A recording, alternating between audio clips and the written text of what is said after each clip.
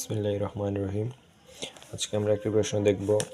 এখানে বলা আছে যে 91, 101 এবং 117 এবং 123। এই প্রশ্নে নিচের কোনটি মৌলিক সংখ্যা?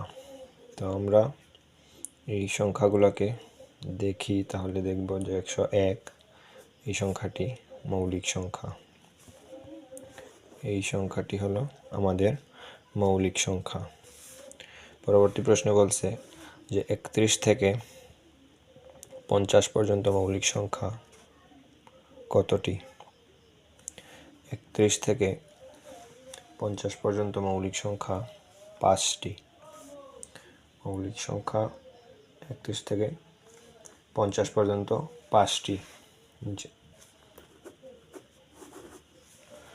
এই প্রশ্নগুলো আমরা নিবন্ধন এবং